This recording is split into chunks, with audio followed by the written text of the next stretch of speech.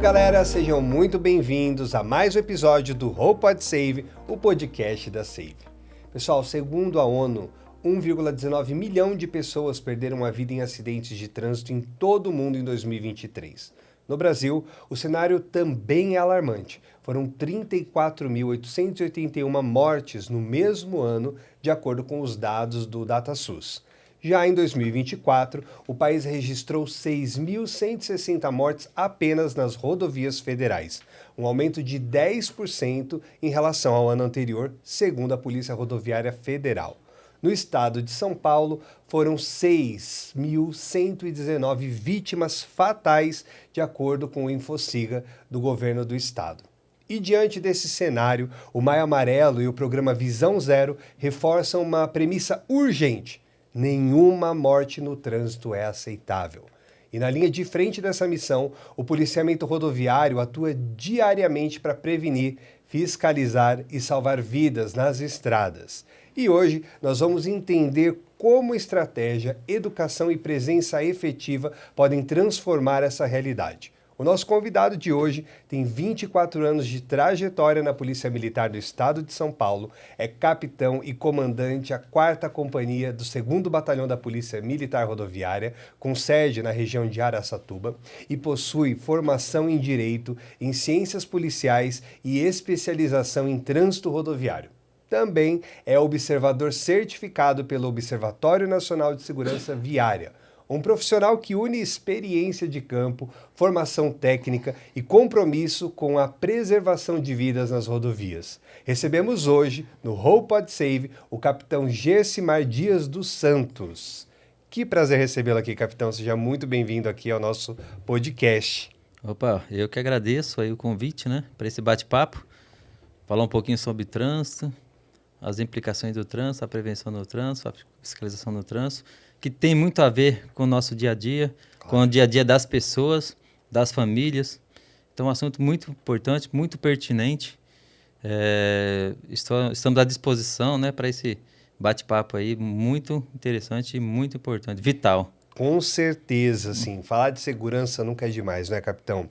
Agora, o senhor tem mais de 20 anos de carreira na PMSP, sendo parte significativa dedicada ao policiamento rodoviário, né?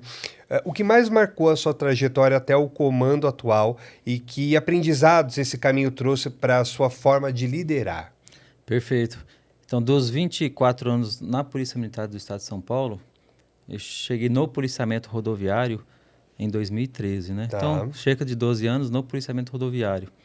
Então, quando eu cheguei no policiamento rodoviário, que é uma modalidade de policiamento da Polícia Militar do Estado de São Paulo, que tem outras modalidades aí, o policiamento ambiental, tem o corpo de bombeiros, tem o policiamento de choque, tem o grupamento aéreo, e outras.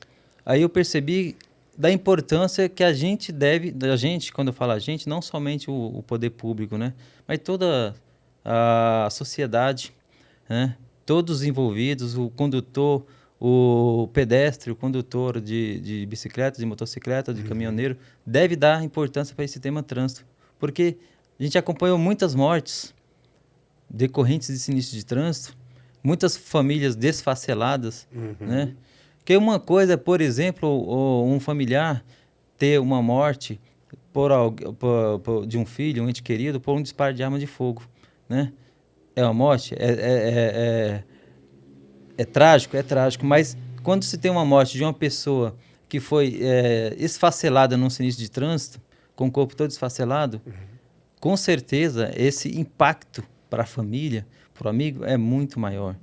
Então, assim, esses 12 anos me trouxe isso, da importância que a gente deve dar mais para questões de trânsito, porque tem implicação direta na vida das pessoas, Então, é um tema importante, um tema que tem que ter o envolvimento de toda a sociedade, não só do poder público, para que a gente consiga minimizar, pelo menos salvar um pouco mais de vidas no trânsito. Exatamente. Bom, acredito que muita coisa já aconteceu nesses 20 anos, mais de 20 anos aí de carreira e tudo mais. E como é que está sendo organizada a estrutura do policiamento rodoviário da PMSP no estado de São Paulo? Afinal de contas, a gente tem que realmente sempre enfatizar essa questão da segurança, toda essa questão aí de prevenir, né, esses acidentes, como o senhor mesmo mencionou, que isso causa um dano muito grave na vida das pessoas, né? Destroem famílias, destroem, enfim, a vida de uma pessoa de uma forma tão trágica, tão triste, e que pode ser prevenido, né? Mas como é que está sendo organizada essa estrutura do policiamento rodoviário? Perfeito. O policiamento rodoviário, ele atua em duas frentes. Tá. O policiamento rodoviário da Polícia Militar do Estado de São Paulo. A frente de segurança pública, que combate ao crime, inclusive crime organizado, que acontece nas rodovias estaduais. E também atua fortemente na parte de segurança viária, que é a questão da fiscalização de trânsito e também na educação para o trânsito. Uhum. Então, são duas atuações diretas importantes do policiamento rodoviário, frente ao crime, combate ao roubo, aos furtos, ao crime organizado nas rodovias estaduais. E essa atuação fundamental, né, na área de segurança viária. Tá. Que aí entra o quê? A fiscalização principalmente daquelas infrações que mais contribuem para sinistros e mortes nas rodovias. Uhum. E também a educação para o trânsito. Nós fazemos muita educação para o trânsito.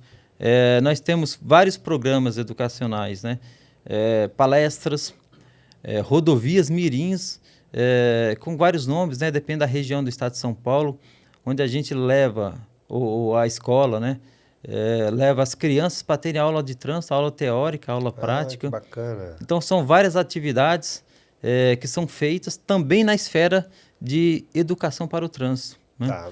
Então, trabalhamos em cima da segurança viária, tanto na esfera de fiscalização, que é importante, tem que ter a fiscalização, combater aquele infrator que insiste em dirigir depois de ingerir bebida alcoólica, que insiste em ultrapassar em locais proibidos, que insiste em não utilizar o cinto de segurança ou sistema de retenção, e que insiste em exceder a velocidade. De fato, tem que ter essa ação concomitante, fiscalização, mas também educação para o trânsito.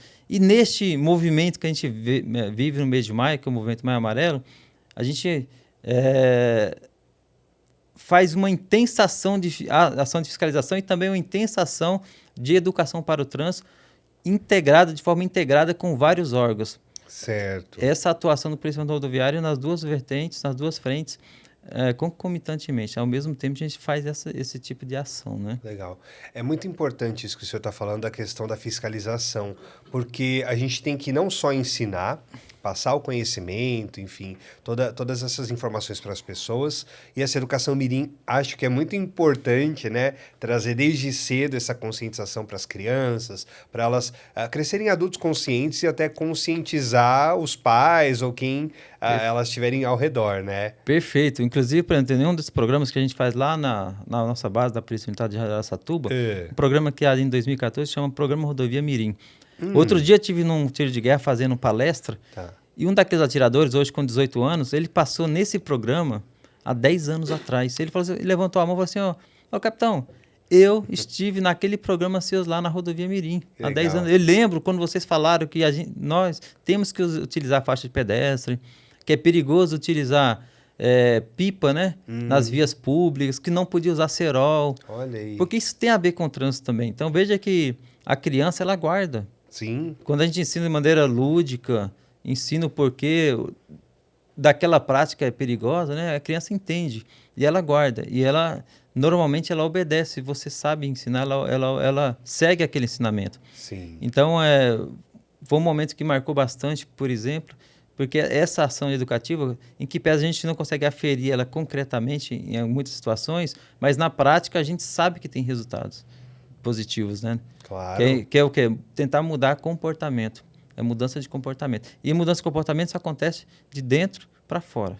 Sem dúvida. Então, por isso, essa parte de educação para o trânsito é fundamental. Por isso que esse movimento deste mês de maio, que acontece todo mês de maio, que é o tal movimento Maio Amarelo, é fundamental. Sim, claro, né? Maio Amarelo é só digamos assim, um nome lúdico, porque falar de segurança são 365 dias do ano. O maio, ele é só para dar aquela enfatizada, porque as pessoas vão se prevenir só em maio, né? E o resto do ano, como é que fica, né? Perfeito, né? Assim como existe aquele o movimento Outubro Rosa, Sim. Novembro Azul. Sim. Então foi criado esse movimento Maio Amarelo, exatamente porque para alertar, para chamar a atenção dessa. Você falou lá no começo, né? 1,19 milhões de pessoas que morrem no trânsito no mundo. É mais do que uma guerra. É muita gente. No Brasil são cerca de 35 mil pessoas que morrem. 33 a 35 tem uma variação por ano no Brasil. É mais do que a guerra. Então, deve ter esse alerta.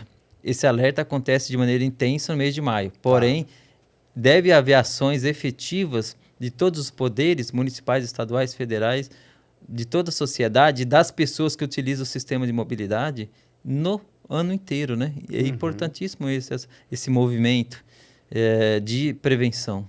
Com certeza. Agora, a 4ª Companhia do 2º Batalhão da Polícia Militar Rodoviária, ela cobre cerca de 930 quilômetros de rodovias na região de Araçatuba, né? Quais são os principais desafios enfrentados nesse trecho, capitão? Muito bem, né? A região de Araçatuba são mais ou menos, se não me engano, 32 cidades, né?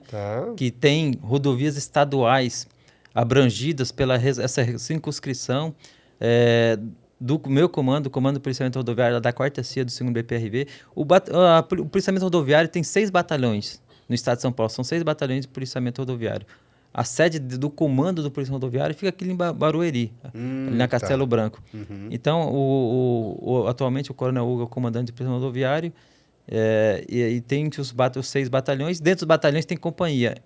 Essa companhia que eu comando é uma das 24 companhias que existem no estado de São Paulo. Os desafios são muito parecidos lá também. Quais são os desafios? Primeiro, fiscalizar as infrações, principalmente as infrações que mais contribuem para sinistros e mortes. São aquelas infrações que realmente, se o condutor praticar, ele tem uma grande chance de praticar um sinistro ou de, no caso de se envolver um sinistro, algum ocupante falecer. Que é a questão das ultrapassagens indevidas, dos excessos de velocidade, da embriaguez ao volante, do uso e manuseio do celular,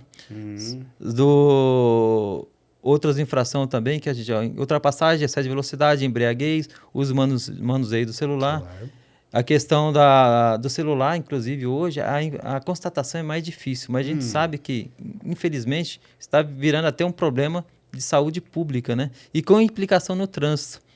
A pessoa que conduz o veículo, está manuseando, está lendo, está digitando ao mesmo tempo, muitas das vezes é pior que um bêbado, dependendo da quantidade de álcool que o bêbado ingere, né? Porque ele perde, em 3 segundos, ele vai rodar 100 km totalmente às escuras.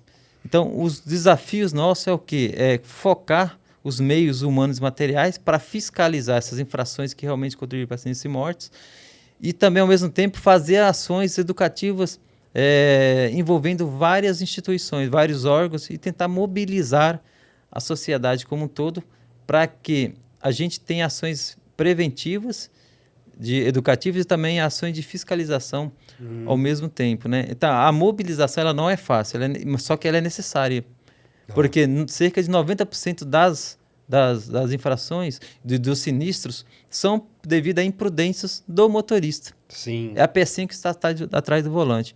Então, temos que tentar mudar comportamento, provocar mudança de comportamento. Isso aí só é feito de maneira integrada. E por isso, esse podcast é importante, porque para compartilhar informações do que acontece, do que é feito e do que pode ser feito, né? Temos que compartilhar para que, dentro de cada atribuição, de cada órgão, de cada entidade privada, do condutor, do pedestre, do ciclista, dos motociclistas, haja realmente esse compartilhamento de responsabilidade. Sim, exato. E é muito interessante o senhor estar falando da questão da fiscalização, né? Também enfatizando bastante isso, até porque ela é um dos pilares aí do trabalho da Polícia Militar Rodoviária, mas a educação para o trânsito também tem ganhado esse destaque, como falamos. Como é que essa atuação tem sido desenvolvida? De que forma está sendo desenvolvido tudo isso? Perfeito. Então, a educação para o trânsito, nós estamos dentro do meio do Maio Amarelo, né? Tá. E aí, essa integração ela é feita o quê? Mobilizando os poderes municipais, as prefeituras, mobilizando ONGs, mobilizando as próprias pessoas, as entidades privadas também que se envolvem nas ações preventivas. Por exemplo, a nossa região de Araçatuba, a gente fez uma reunião prévia ao Movimento Maio Amarelo, a gente chamou as prefeituras, né, com suas mobilidades urbanas, segurança pública, o DETRAN, o DR, a concessionária de rodovia, no caso lá a concessionária Via Rondon, entidades privadas que quiseram participar também, nós nos reunimos e decidimos quais ações que iríamos fazer neste mês de maio. E foi decidido, né? Temos ações junto aos pedestres, temos ações educativas de forma integrada junto aos ciclistas. Por exemplo, colocação de kit de visibilidade para o ciclista. É importante que o ciclista seja visto. Então, sim, talvez a visibilidade ela vai salvar a vida daquele ciclista. Uma visibilidade traseira, né, com retrorefletivo. Né? Então, estamos também fazendo de forma integrada ações educativas junto aos motociclistas. Por exemplo, uma anteninha anti-cerol, que é colocada na motocicleta, ela pode salvar a vida. Tivemos ocorrência em que uma linha com cerol cortou o pescoço do condutor da motocicleta. Sim. Então, é uma ação simples, né? A gente aborda, faz uma pit stop, faz uma abordagem educativa, convida o motociclista para colocar lá a antena de cerol, que é ou doada pela empresa ou doada pela concessionária de rodovia. E aí entra o DR, entra o DETRAN com sua parte educativa também. E a gente faz essa ação realmente integrada para poder mostrar, ó, todos nós temos que fazer alguma coisa. Né? Junto aos caminhoneiros, a gente vai ter uma ação muito grande lá, que é convidar o caminhoneiro para fazer o quê? Fazer um teste de saúde, glicemia, pressão. Tem muitos sinistros que acontecem porque o condutor do caminhão ele teve um mal súbito, porque tem um problema de diabetes, está com pressão alta e deu um problema decorrente dessa pressão alta. Então é importante essa prevenção. Então os órgãos de saúde também estão sendo envolvidos nesse processo. E é necessário esse envolvimento de todos, né? Cada um dentro da sua atribuição. Essa questão da saúde é bem complicada e no sentido de que é sempre bom estar com tudo alinhado ali, né? Fazer um check-up geral, até mesmo de vista, né? O exame de vista acho que é importante também, porque a gente não sabe de que forma, quando foi a última vez que essa pessoa fez algum exame do tipo, e a visão, obviamente, né? Literalmente são os olhos ali do motorista que guia aquela rodovia e tudo mais, e essa visão, se ela não está boa, precisa melhorar. Perfeito. Inclusive, tem uma empresa chamada Hospital do Olho, em Araçatuba, que ela veio com a gente e está fazendo testes de vista, inclusive para verificar glaucoma e tal. Legal. Então, é importante essa ação preventiva, né? Tem um pessoal lá da enfermagem, do curso da faculdade, que traz lá os seus enfermeiros para poder fazer a aferição de pressão, teste de glicemia. Tem a drogaria lá, X, que também vem nos apoiar. Então, assim, é uma ação integrada, realmente integrada, é uma mobilização, né? Porque o condutor, se ele sabe que está com problema de vista, ele precisa pedir um apoio. Mas, às vezes, rapaz, ele não tem tempo e está na estrada há muito tempo, que não consegue, durante o horário expediente, horário útil, passar por um médico. O tempo que ele tem livre para descansar, ele não vai querer, de repente, fazer um exame, porém, é algo que ele deveria... É uma forma de facilitar, exato, né? Esse pit stop, essa ação integrada, é uma forma de facilitar, para que cada um possa contribuir de um pouquinho, né? Com essa ação preventiva. Aí o pessoal acha que a gente vai fiscalizar, e muitas vezes não, a gente vai fazer uma abordagem ali para fins educativos, né? Que legal. E é uma coisa simples, né, capitão? Se a gente para pensar, uma coisa bem simples, que vai evitar aí um dano muito maior. São esses toques dessa fiscalização, dessa educação no trânsito, literalmente, aí, que é feito. Isso tudo é uma coisa simples, se a gente para pensar, mas tem um peso muito grande para poder prevenir todos os problemas que a gente falou. Perfeito. Temos ocorrências registradas com BOs, onde está registrado que o condutor teve um mal súbito, porque teve uma crise de diabetes, baixou muito o açúcar no sangue, né? E acabou apagando. Sim. E foi um veículo, inclusive, com produto perigoso. Imagina se esse veículo atravessa a rodovia e bate de frente com o outro. Tivemos outro caso também, que o outro veículo com produto perigoso, que o condutor ele passou mal, deu uma parada cardíaca nele. Talvez ele nem sabia que tinha problema de saúde. Pois é, nem porque sabia. Não viu antes, né? Não se preveniu. Afinal de contas, a prevenção, ela é melhor o famoso prevenir do que remediar, Perfeito, né? é isso mesmo. Do que ter problemas no futuro. Agora, eu falei no início também do programa Visão Zero, né? Queria falar um pouquinho sobre isso, que esse programa ele propõe que nenhuma morte no trânsito seja aceitável. Como que o senhor avalia a possibilidade de aplicar esse conceito no contexto rodoviário paulista? Perfeito. Esse contexto, o comando já assumiu, né, essa ideia, esse ideal, que na verdade começou lá na Suécia, né? É uma outra realidade, Mas o contexto, a gente precisa assumir essa responsabilidade, não somente o policiamento rodoviário, mas todos os órgãos envolvidos. É o engenheiro que projeta a rodovia ou a via pública, ele tem que pensar assim, ó, se o condutor errar, o que eu posso fazer para, caso ele erre, ele não caia dentro de um precipício, por exemplo. Tá. Então, assim, qual a ideia do programa desse conceito de visão zero? É que o ser humano é falível, né? Tá. O ser humano pratica erros. Sim. Então, quando o engenheiro projeta a rodovia ou a via dentro da cidade, tem que pensar assim, se esse ser humano errar aqui, se ele passar mal aqui, se ele dormir aqui, como é que eu vou fazer para segurar esse caminhão? Nesse ponto específico. Então, assim, esse conceito de visão zero ele deve ser praticado não somente pelo policiamento rodoviário, mas por todos os órgãos envolvidos, municipais, estaduais, federais, porque realmente nenhuma morte pode ser aceitada. Sim. Porque enquanto não morrer um parente conhecido nosso, a gente vai ser, normal, um sinistro lá, morreu um fulano, nem sei quem que é. Mas enquanto morrer um parente conhecido, um amigo, uma pessoa mais próxima da gente vai tentar internalizar esse conceito e tentar realmente praticar dentro da nossa atribuição, né? Então, esse conceito de visão zero ele é importante, porque realmente nenhuma morte ela pode ser aceitada como normal, Sim. Nenhuma morte no trânsito.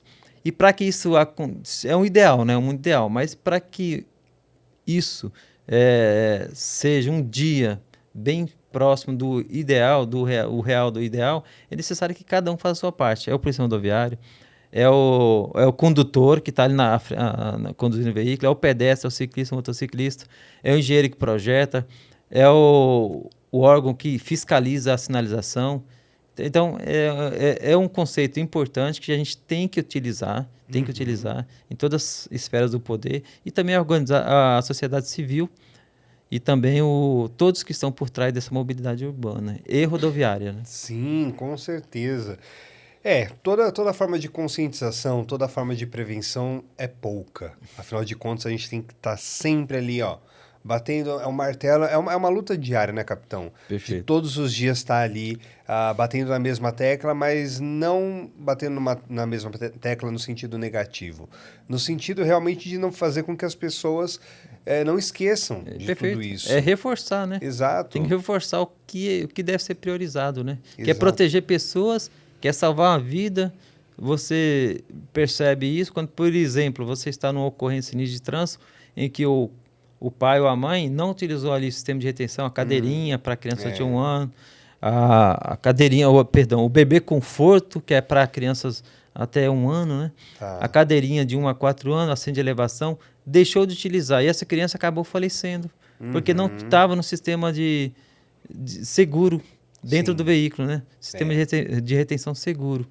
Então, imagina a perda emocional, a perda mesmo econômica, né? De cada morte no trânsito. Claro. Tem estudos que demonstram que por ano são cerca de 50 bilhões com gasto com saúde, com socorro sinistro de trânsito.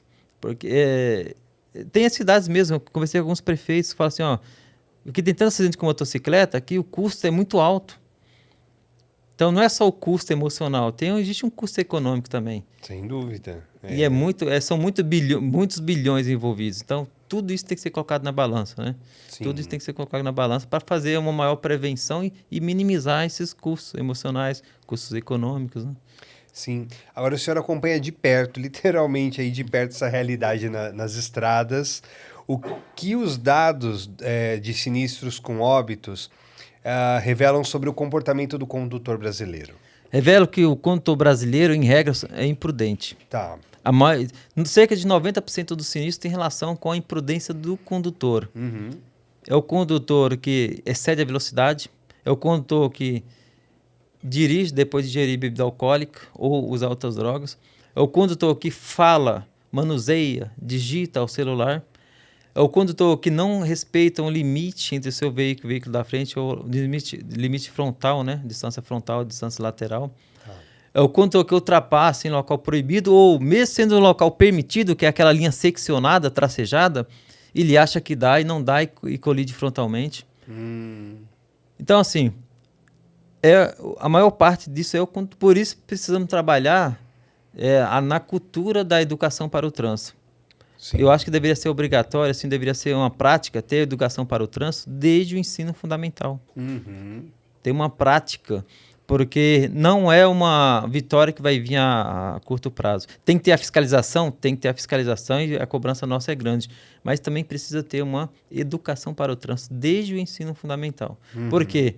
Porque a prudência tem relação com a falta de cultura. Você pega, por exemplo, países mais envolvidos, como o Japão, é difícil. A infração, eles já têm uma cultura de preservar a segurança viária, de ser prudente no trânsito. Sim. Agora, no Brasil, infelizmente, a grande maioria das pessoas que se envolvem em sinistro de trânsito, elas o praticam por negligência ou imprudência. Então, é erro do condutor. Sim. Porque foi imprudente, principalmente porque praticou infração que levou aquilo lá. É que muitas vezes a gente não consegue comprovar a infração. Mas, com certeza, é uma experiência nesses 12 anos no prisão rodoviária que eu percebo. É erro humano. Sim. É o erro humano que faz com que a maioria desses sinistros aconteça. E é aquela coisa, todo mundo sabe, todo mundo tem consciência, todo mundo sabe que se dirigir após ingerir bebida alcoólica, o risco é muito grande, ou, enfim, qualquer outro tipo de uso de qualquer outra coisa. A pessoa faz isso consciente, ela sabe exatamente o que pode acontecer, né? E mesmo assim acaba cometendo esse tipo de erro. Perfeito, bem colocado. Porque assim, a embriaguez, a lei seca, né, ela começou a ficar mais rigorosa a partir entrou em vigor em 2013, né, 2012. O que a gente percebeu desse período para cá? Teve uma diminuição dos sinistros com fatais. Historicamente teve uma diminuição, coincidentemente, quando a lei seca começou realmente a ser cobrada, a legislação entrou em vigor, né, e começou a ser exigida. E a embriaguez, mesmo tendo quase R$3.000 de multa, mesmo tendo o condutor, né, o infrator, ter 1 ano de suspensão, 3.000 de multa, mesmo assim ele assume risco. Sim. Ele acha que não vai ser fiscalizado. Hoje, por exemplo, na nossa região da 4ª CIA, do 2º BPB, na região de Araçatuba, nós fazemos teste em praticamente todos os condutores que a gente fiscaliza. Então, quando ele sai para a rodovia, ele tem a certeza que a possibilidade dele ser convidado a fazer o teste do etilômetro é muito grande. Isso e essa política de fiscalização da embriaguez não é somente regional, é uma política do Comando do Policiamento Rodoviário, porque a gente sabe que a embriaguez é uma das infrações que mais contribui para sinistro. Que aí tem um plus, né? Porque junta a embriaguez com o excesso de velocidade. E junta a embriaguez com o cara usando o celular, por exemplo. Sim. Né? Então, é uma infração que a gente combate grandemente. A gente faz muitas palestras também educacionais de embriaguez. A gente vai nas empresas, a gente vai nos CIPATs da vida, a gente faz muitas palestras e leva o etilômetro ativo, o etilômetro passivo, para o pessoal conhecer. Fala das consequências, né? Para quem é pego embriagado e mesmo para aqueles que, convidados a fazer o teste do etilômetro, não aceitam. Porque quem não aceita fazer o teste também tem a mesma punição. São quase 3.000 de multa e 1 ano de suspensão. Tá. Então veja que a lei é seca, a lei é irrigorosa. Só que não tem a contribuição do condutor que acha que vai ter sorte de não ser fiscalizado. Né? Então, a fiscalização tem que ser intensa, mas também a gente precisa dar contribuição. Nós pegamos casos em que o condutor, ele bebeu, ingeriu, ele está visivelmente alterado, e tem alguém do lado dele, a esposa, por isso já peguei caso, que não bebeu nada, não ingere, mas o cara não passou a direção para quem deveria. O problema não é beber, não é ingerir bebida alcoólica. O problema é dirigir e depois ingerir. Passa a direção para o outro, chame aí uma empresa de aplicativo, entendeu? Pois é. Nós temos outras soluções. Outros recursos. Engraçado, né? E a pessoa que não ingeriu álcool pode, enfim, sofrer um acidente por conta de imprudência do outro. Verdade. Deu um caso que você me fez lembrar agora. na rodovia Chateaubriand, em que uma família estava saindo da igreja com 2 crianças e 3 adultos, num Fusca, alguns anos atrás. E um condutor de um outro veículo, um Vectra, bateu de frente com esse Fusca. Fusquinha. Aí morreu, na verdade não foram 5, morreram 5, mas foram 4 estavam no Fusca e um do Vectra. Tá. E aí não conseguimos, todo condutor que envolve sinistro de trânsito, a gente convida a fazer o teste. Não teve jeito, morreram no local, pegou fogo no veículo, inclusive. Depois que saiu o resultado do exame de dosagem alcoólica, né, que todo mundo que se envolve em sinistro de trânsito e morre, aquela vítima fatal, o ML, ela tira lá o sangue e faz o teste de drogas e álcool. Ele estava, podíamos dizer, como alcoólico. O condutor, o cara que invadiu a pista contrária, ele estava o quê? Praticamente em coma alcoólico. Por isso que ele invadiu, por isso que ele tinha sem noção.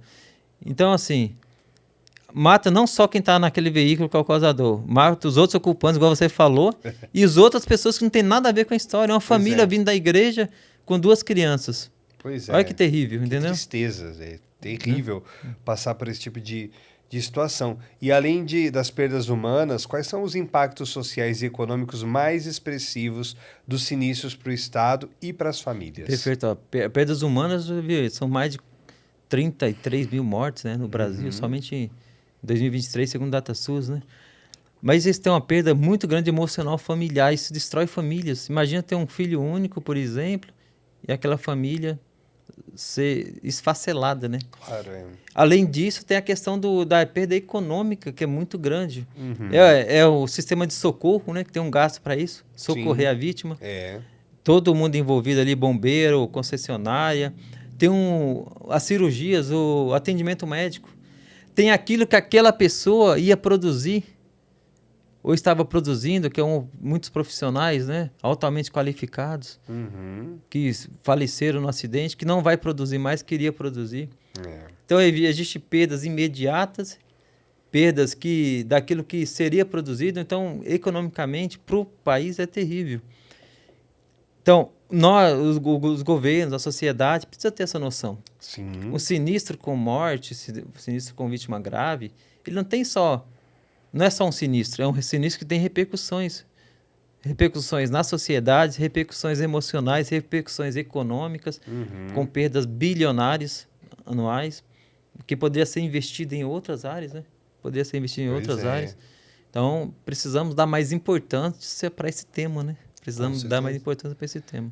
Afeta várias outras coisas, não só uma coisa, né? Tanto na questão da pessoal, da família, como a gente falou, na questão econômica e tudo mais. Agora, em comparação com os países que têm menos mortes no trânsito, quais práticas o Brasil ainda precisa adotar, especialmente no combate às infrações que mais causam sinistros e mortes? O que a gente precisa adotar ainda para fazer com que a coisa funcione? A legislação nossa, ela é bem rigorosa no trânsito. Ela já é bastante rigorosa.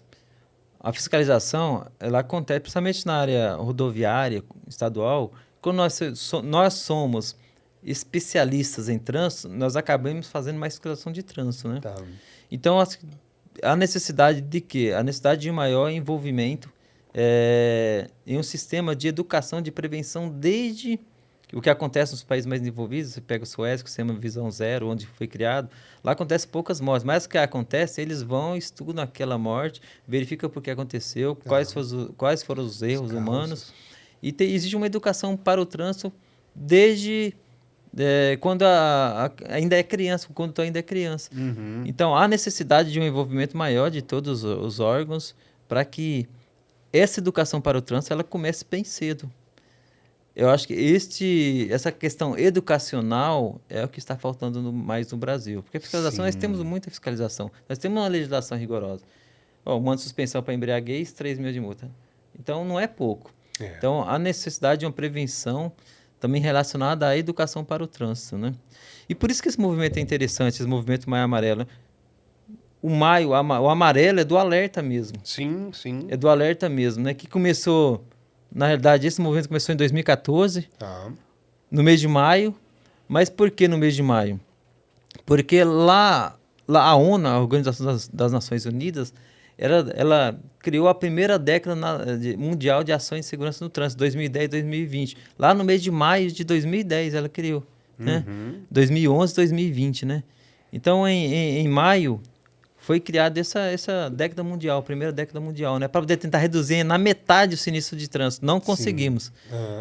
No mundo, não conseguimos esse objetivo, que é tentar reduzir a metade a quantidade de mortes na primeira década, né?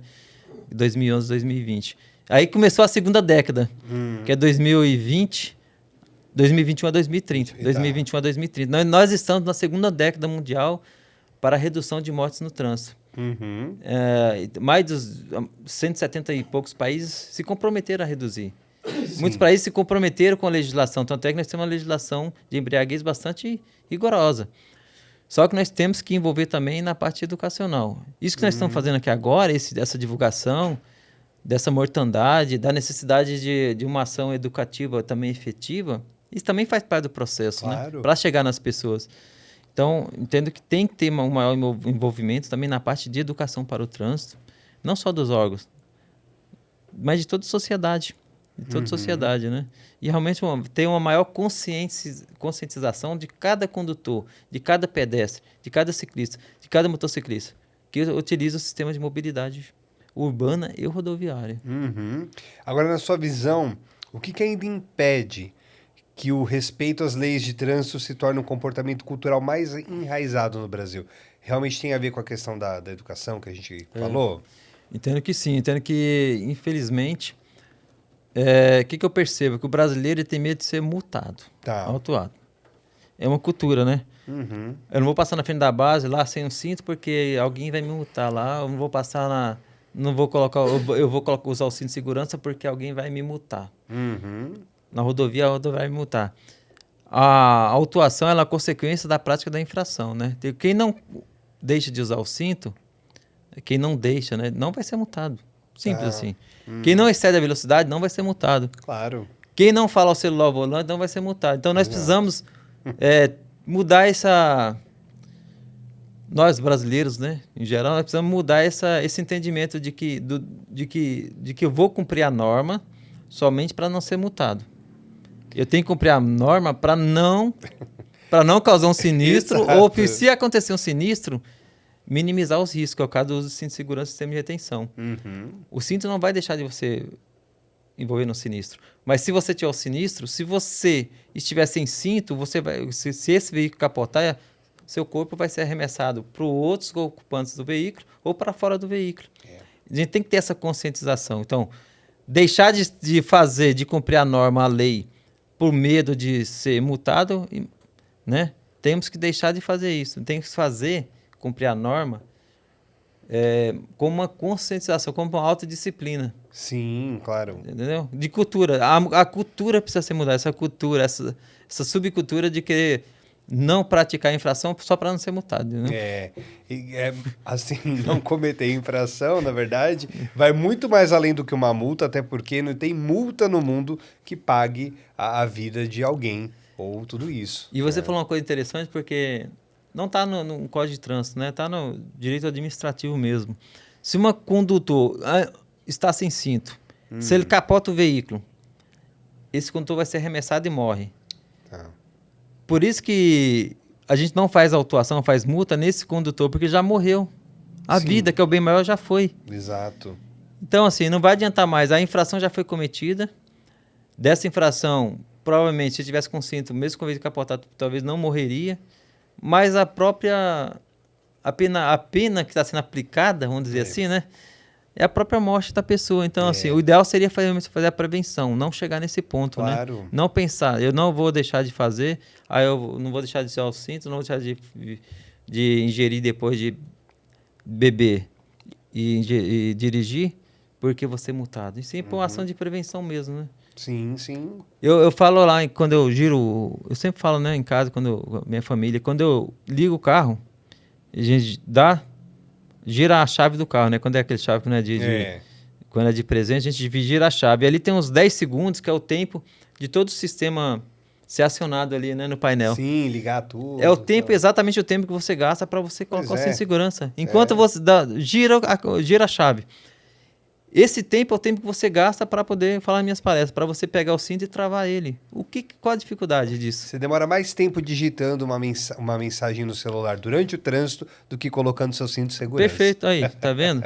Eu comprei um carro uma vez, eu achei que tava com problema no airbag, né? Tava aparecendo no airbag e tal, aparecendo no painel. Eu falei assim, mas não pode ser airbag.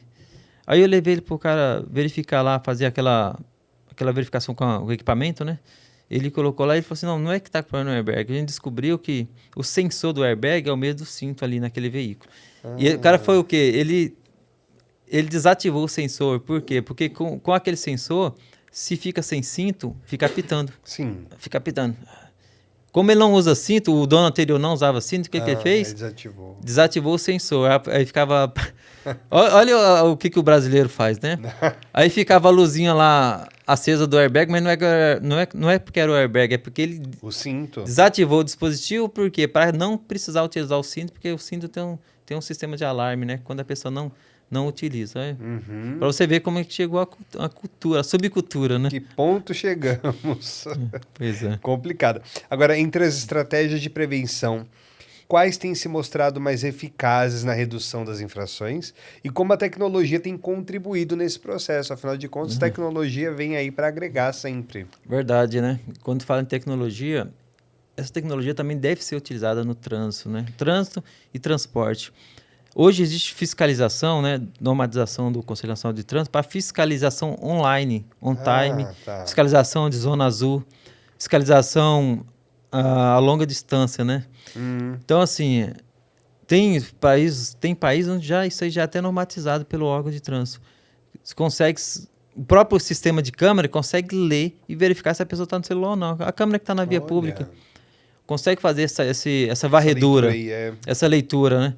E a pessoa não precisa utilizar o ser humano, o agente, o policial, in loco, lá no local para fazer a fiscalização. Ah, claro, Então, hoje, nas rodovias, a maioria delas, elas têm sistema de câmeras que dá para fazer a fiscalização de longe, né? O condutor que faz ultrapassagens regulares, o condutor que está usando o celular, o condutor que utiliza a faixa de canalização para poder passar na frente do outro. Então, a tecnologia está umbilicalmente ligada hoje à questão da fiscalização de trânsito também. Sim. E o procedimento rodoviário, ela está utilizando tecnologias. Temos policiais e alguns centros de controle operacional de concessionária, daquele local, daquele centro, ele fica fiscalizando o trânsito. Tá. Então, ele faz o serviço de vários policiais, né? Somente com a utilização de inteligência, né? De tecnologia, né? De câmeras, OCRs. Então, é um caminho sem volta, essa questão da utilização de tecnologia para fiscalização de trânsito. É um caminho sem volta e que está sendo utilizado também, tanto dentro da cidade, né, pelos órgãos municipais, pela Polícia Militar na cidade, como pelo policiamento rodoviário nas rodovias também. Que legal. Então, a tecnologia vem aí como um recurso eficaz, um recurso que facilita, agiliza o trabalho de todo mundo. Faz com que isso fique, de certa forma, melhor, né? Porque, afinal de contas, fiscalizar uma cidade é uma coisa bem ampla, bem complexa. Com certeza. E a tecnologia, ela dá essa enxugada, digamos assim, no trabalho e faz com que as coisas se concentrem de uma forma melhor. Perfeito. Por exemplo, tem concessionária, a maioria delas tem hoje sistema de tecnologia que se o veículo ficar parado em algum acostamento, por exemplo, por algum período, ele já reconhece, já gera um alerta. E aí o operador da câmera vai lá e verifica o que está acontecendo. Sim. Inclusive para combater furtos, roubos, né? Em rodovias. Não só na área de segurança, mas também na área de segurança viária, mas também na área de segurança pública, né? De combate ao crime. Olha aí. Interessante. Legal. Então, realmente a tecnologia, hoje está atrelada também à fiscalização. Seja para fim de fiscalização de segurança, combate ao crime, como para fiscalização de trânsito também. Muito bom, legal. Agora, o movimento do Maio Amarelo, ele surgiu com uma mobilização internacional pela vida. Qual é a importância desse movimento hoje e que papel o Brasil desempenhou em sua criação e evolução? Surgiu, então, lá em 2014, né, que o senhor me contou. Isso mesmo. Em 2014, o Observatório Nacional de Segurança Viária, ele criou esse movimento, né? Foi muito interessante porque criou esse movimento lá em 2014 e, na realidade, eu cheguei no Polícia Rodoviária em 2013. Então, eu acompanhei todas essas... E fizemos campanhas educativas desde o início. E hoje, mais do que nunca, ampliou muito, né? Está, inclusive, em vários países esse movimento. Um movimento importante e necessário. Como falamos aqui, milhares de pessoas morrem no trânsito. Sim. No Brasil, no mundo. Então, um movimento realmente de alerta, criado lá em 2014, durante a primeira década de redução de acidentes que a ONU decretou, lá em 2011, né? 2011, 2020. E que foi decretado no mês de maio. Por isso, o Maio Amarelo. Por que o Maio Amarelo? O amarelo ele traz a ideia do alerta. Do alerta, né? Então, um movimento criado em 2014, com a ideia de alertar realmente, chamar atenção, fazer o povo se mexer. Quando eu falo o povo, os órgãos municipais, estaduais, federais, a sociedade civil, as ONGs, porque é um problema de todos. O problema de mobilidade de morte é um problema de todos, né? Inclusive o condutor, os ocupantes do veículo. Então, um movimento importante, um movimento que cresceu muito, né?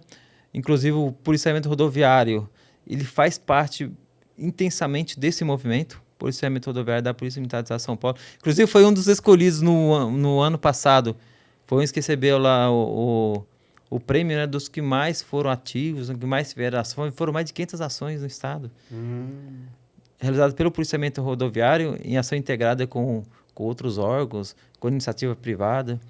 Então, um movimento importante que tende a crescer ainda mais.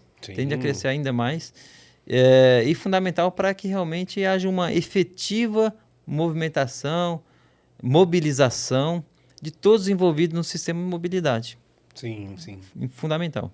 Exato. E acredito que a cada ano seja um desafio maior poder fazer com que tudo isso esteja vivo, se mantenha vivo, né? São aí desde 2014 até o presente momento o Maio Amarelo com essa campanha que, obviamente, tiveram muitas evoluções de quando começou até hoje. Agora, quais ações educativas e operacionais elas estão sendo desenvolvidas pela PM Rodoviária durante o Maio Amarelo desse ano? Tem alguma novidade, alguma coisa diferente acontecendo esse ano? Perfeito, né? Então, o policiamento rodoviário da PM de São Paulo está atuando em ações de fiscalização. Por exemplo, temos grandes ações integradas de fiscalização com o DETRAN. Por exemplo, que a gente chama de operações de direção segura integrada com o DETRAN e com a Polícia Civil, né? Porque são vários agentes em um mesmo local, do DETRAN, da Polícia Militar Rodoviária, do DR, inclusive com delegados que acompanham, porque se der uma embriaguez criminal, operação de direção segura integrada, foca na fiscalização de embriaguez ao volante. São grandes ações feitas de forma integrada para poder tentar tirar de circulação esse condutor que insiste em dirigir depois de ingerir bebida alcoólica, né? Ações de fiscalização voltadas para essas infrações que mais contribuem para sinistros e mortes, como o DSI, que é da embriaguez, né, que eu falei, a questão do excesso de velocidade, a gente chama de controle de velocidade, a questão do uso e manuseio do celular ao volante, ações intensificadas de maneira assim, previamente planejadas em locais estratégicos, né? Uso de celular, distância de segurança, ações junto aos motociclistas que praticam rachas. Então, esse é o foco das ações de fiscalização no mês do Maio Amarelo, com intensificação. E também estamos fazendo de forma integrada várias ações educativas com vários órgãos, né? Com o DETRAN, com o DR, com as concessionárias de rodovia, né? Com empresas, iniciativa privada, com ONGs, ações junto aos pedestres, ações junto aos ciclistas, né? Principalmente em relação à visibilidade desse ciclista. Esse ciclista precisa estar visível, precisa utilizar corretamente a via pública, né? Com roupas claras, com sistema de retrorefletivo, né? Para poder ser realmente visto, principalmente no período noturno. Com motociclistas, muitos motociclistas utilizam com um capacete sem um retrorefletivo. Com jugular solta, numa batida, numa colisão, essa capacete vai sair da cabeça. Então, ações realmente para poder reiterar e tentar internalizar essas exigências simples da lei, mas que precisam ser feitas preventivamente. Porque depois que acontece, aí fica difícil correr atrás do prejuízo, né? E ações com pedestres, ciclistas, motociclistas, que eu falei, com caminhoneiros, né? Com o pessoal que transita aí na rodovia, fica muito tempo longe de casa, que até comentamos aqui, aquele programa Saúde do Caminhoneiro, né? E também ações junto àquelas pessoas que estão dentro da madrugada, porque o sono e o cansaço também levam pessoas à morte, né? A causar um sinistro, o sono e o cansaço. E aí, durante a madrugada, a gente aborda as pessoas junto com a concessionária, convida para tomar um café, faz a aferição de pressão ali. É um despertar. Sim. Então, ações em todos os 4 cantos do estado de São Paulo está acontecendo, né? Inclusive, nesse momento, com certeza está acontecendo em algum local. Sem dúvida. Né? E a ideia é tentar expandir isso daí cada vez mais, né? Além das ações de fiscalização, também ações educativas de forma integrada. Mas olha que coisa curiosa, o senhor comentou até do capacete, por exemplo, que não é fechado aqui e tal. É um detalhe tão simples, é uma coisa tão assim que às vezes por falta de atenção mesmo do próprio motorista, é um cinto que você põe que é rápido, é um capacete que você fecha. Não trava, coisas... né? Pô, quem custa pegar e travar lá ou fazer o travamento? Isso daí existe justamente que é para prevenir danos maiores, digamos assim, né? Acidente ninguém está livre, infelizmente, de acontecer, mesmo que você tenha todos os cuidados, a gente tem que dirigir por si e pelos outros também, ter esse cuidado, não é? E também, claro, existem essas ferramentas, digamos assim, que ajudam a prevenir qualquer coisa pior, como eu mencionei mesmo, cinto, um capacete bem fechado, isso depende do condutor. Atitude simples, né? A jugular solta ou sem jugular. Eu não consigo fiscalizar todo mundo que está com jugular solta, mas o condutor, que se cada um fizer a sua parte, vai sair, dá uma olhadinha na jugular, trava a jugular direito no capacete, entendeu? Porque se alguém bater, pode ser que não seja culpa daquele condutor, daquele motociclista, mas alguém bateu, como aconteceu lá na região nossa, uma moto colidiu na traseira de outra moto. E aí, quem que sofreu?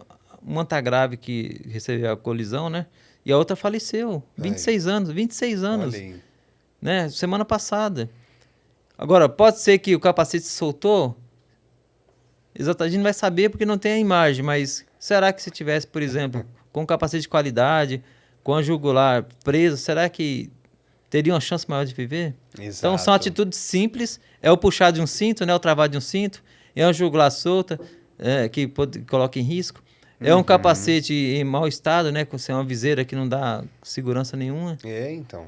Agora, o senhor acredita que as parcerias com outras instituições e setores da sociedade, elas são decisivas para ampliar o alcance das ações de segurança viária? Com certeza.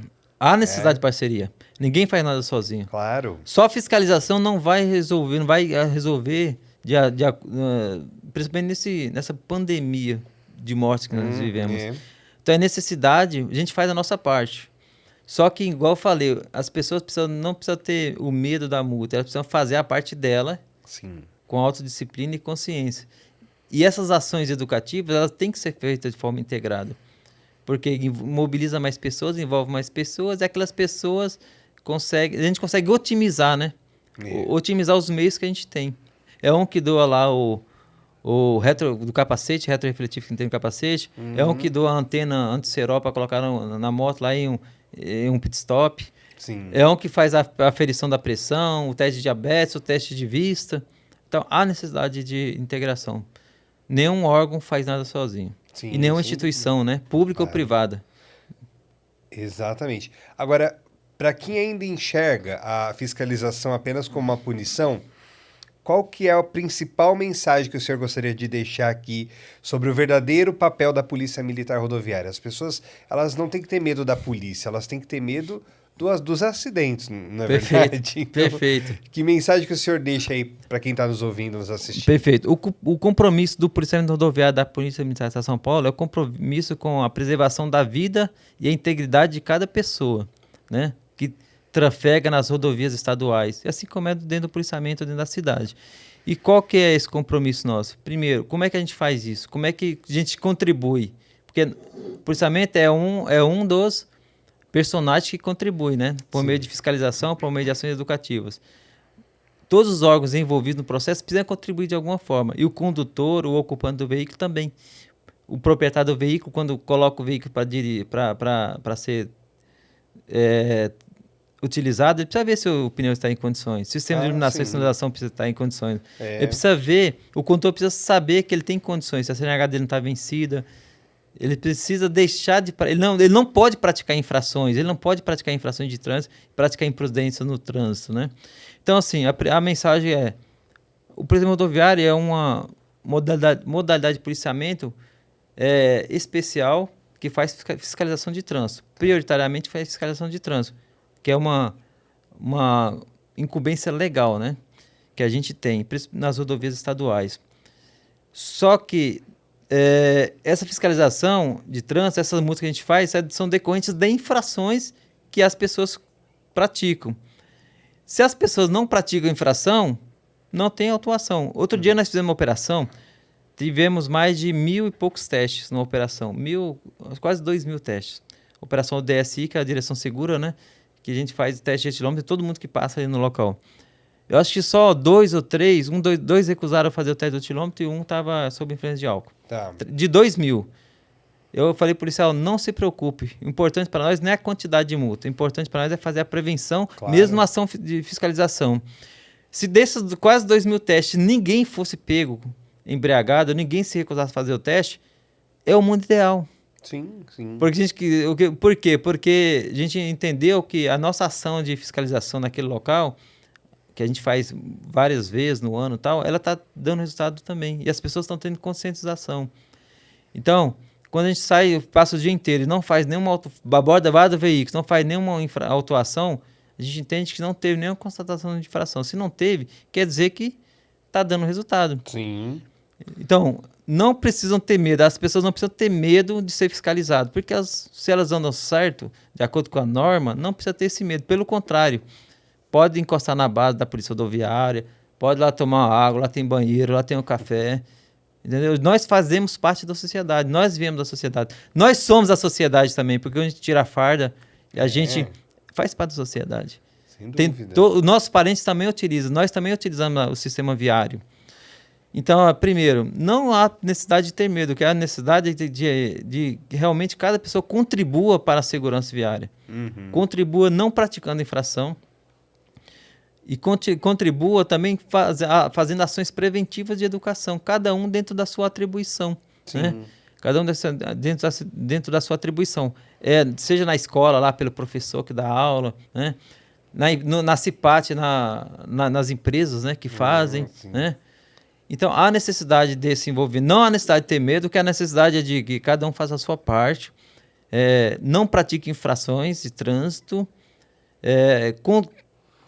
e pode contar com a gente para o que precisar, inclusive se precisar fazer uma palestra, se precisar fazer uma orientação, se tiver dúvida, se cada condutor tiver dúvida, tenho certeza que vai passar na base da polícia rodoviária, pode ser nessa dúvida, o exame toxicológico, como é que funciona?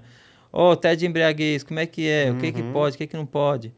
Então, assim, nós estamos à disposição para fazer essa parte de prevenção, de orientação, e aqueles que insistem em praticar infrações, tenho certeza que a gente também vai ser rígido, a gente precisa ser rígido. Claro, Precisa ser rígido, que também é uma forma de preservar a segurança viária, né? E a vida daquela pessoa e dos demais que utilizam o sistema de mobilidade, né? Sem dúvida.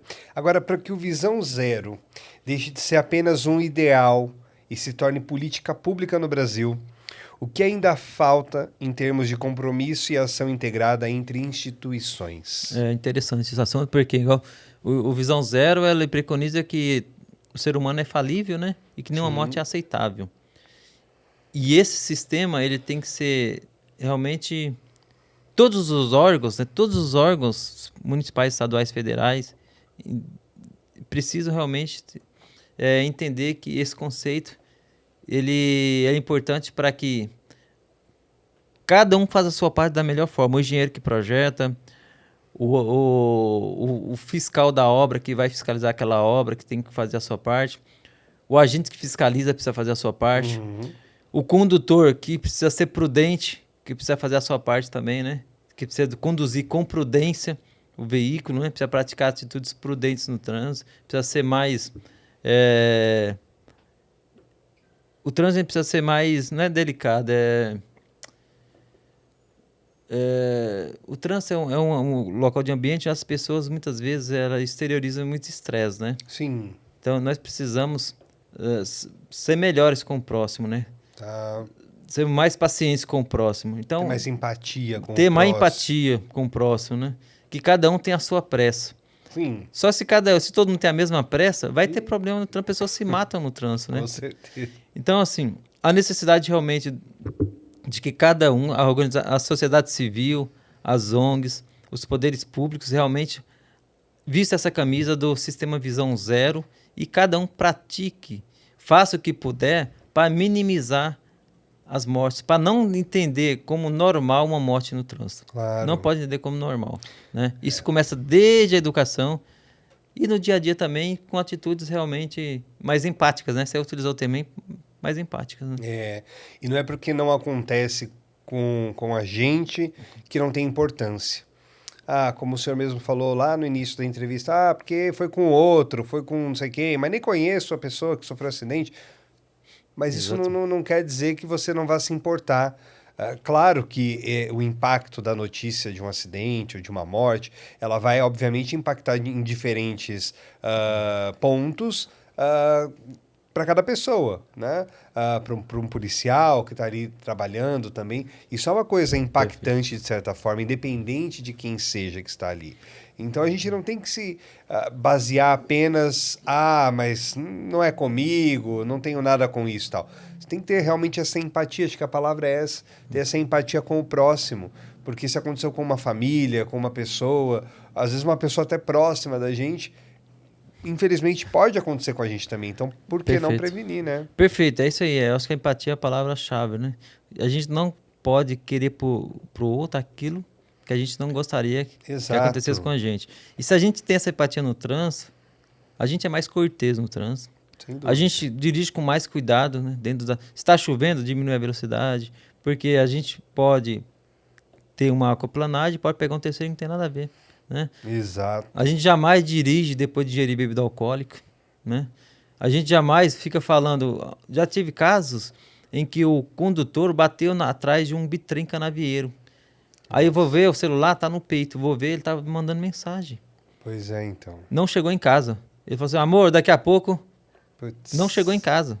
Então. Será que não dá para esperar em um local seguro, parar no acostamento? Um momento apropriado para isso. Exatamente. Tem que pensar... Isso é ter empatia também, porque tem que pensar assim, eu tenho que chegar em casa. A minha esposa, meu marido, meu namorado, tal, ele tem que saber que eu vou chegar em casa. E ele tá esperando você em casa. Se você não utiliza essa empatia, você vai falar assim, eu vou mandar a mensagem agora, mas a mensagem às vezes que você não precisava mandar naquela hora. Exato. A mensagem pode chegar em outro momento. O outro, seu ente querido, queria que você chegasse em casa. Entendeu? Não importa. Entendeu? É melhor você chegar do que a mensagem, né? É isso, exatamente. É bem isso. Capitão, eu adorei essa conversa de hoje. Acho que foi muito esclarecedor. Como eu digo, é sempre bom poder falar de segurança. É sempre importante enfatizar e bater nessa tecla todos os dias. Acho que é o trabalho do senhor, né? Todos os dias bater nessa tecla. É uma coisa que incansavelmente a polícia vem trabalhando com isso. Por isso que é um trabalho admirável. Até parabenizo o senhor pelo trabalho, por esses mais de 20 anos aí nessa profissão tão bonita, trazendo essas informações também para as pessoas, trazendo essa consciência, essa educação no trânsito. Então, parabéns pelo seu trabalho e obrigado por compartilhar isso com a gente hoje aqui e com as pessoas que estão nos assistindo e nos ouvindo. Eu que agradeço o convite, né, desse bate-papo. E assim, toda vez que acontece um sinistro de trânsito, né? O termo acidente, ele deixou de ser utilizado, está sendo usado sinistro. Mas é a mesma coisa, para as pessoas não faz diferença. Se a gente muda a essência, o nome de uma rosa, de uma flor, a essência vai continuar a mesma. A mesma. Então, assim, o que eu vejo hoje pela experiência que eu tive no trânsito, que realmente me tocou bastante, né? A questão de mobilidade humana e sinistralidade. Toda vez que acontece um sinistro de trânsito, principalmente com vítima grave e fatal, eu falo para os policiais, verifiquem onde o ser humano errou. Geralmente tem um erro humano. Possivelmente. O cara saiu de uma bebida, de uma festa. Aconteceu recente lá em Assis.